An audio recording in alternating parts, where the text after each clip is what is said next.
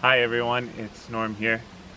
There may be no other species at risk in the tall grass prairie natural area that we live more closely with than the barn swallow.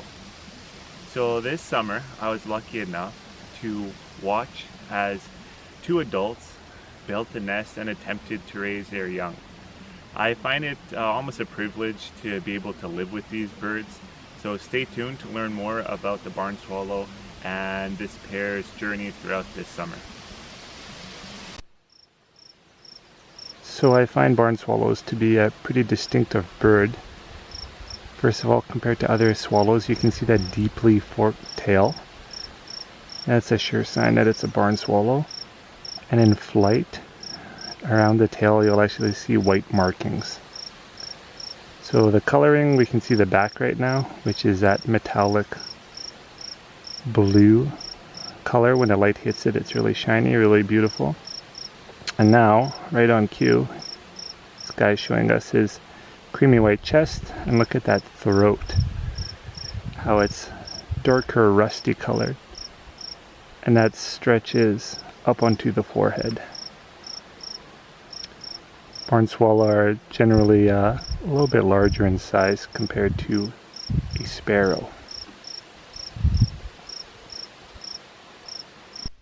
Barn swallows are the most widespread swallow in the world, found in every continent except for Antarctica. Now here in Canada, they are found coast to coast, anywhere below the tree line. Now their preferred habitat here is open areas, best place to raise their chicks. So open areas like backyards, farmlands, meadows, these sort of things. Now historically, the nest placement would have been in areas like hollows in trees and crevices and caves. Now that their habitat is focused on backyards, they really rely on more man-made structures, such as barns, aka barn swallow.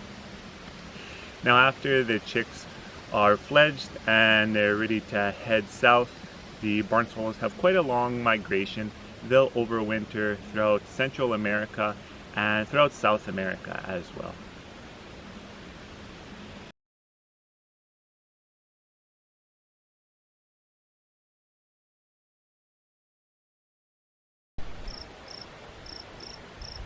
So it looks like this pair of barn swallow have decided on a nest to lay their eggs.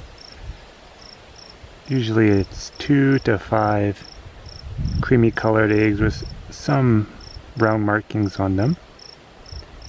And they'll take about 2 weeks to hatch. Sometimes they will even raise 2 broods of chicks. And occasionally the chicks from the first brood will actually help raise their younger brothers and sisters.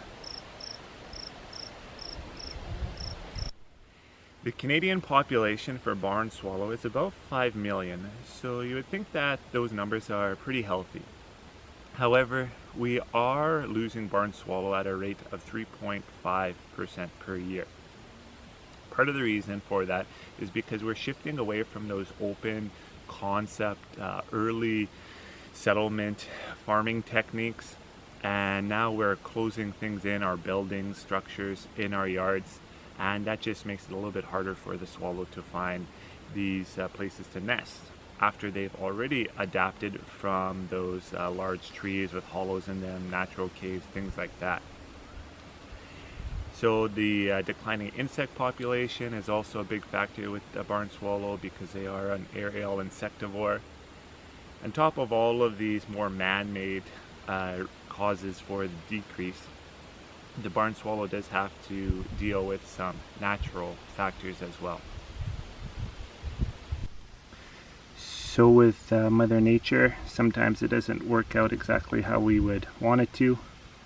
This morning we found the barn swallow nest on the ground. I think it was wind that knocked it down, but I can't quite be sure. So this up here is where the nest was. And it had fallen down.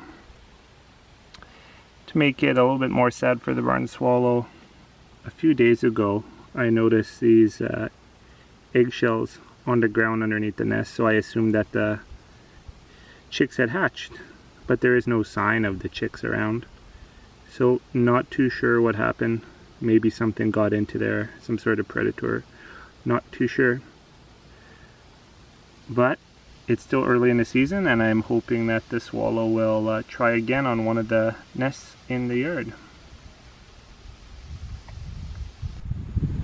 The barn swallow did try to raise the chicks on the second nest. Here you can see they even remudded the entire top of the nest. Unfortunately, after about 2 weeks of sitting on the nest, they flew away. So this is the first time in about 20 years that we didn't have any young barn swallow in the yard. So for us, we love having the barn swallow right here on the house. For the big reason is they're a lot of fun to watch, and they do actually keep some of these insects away, these pest insects like flies.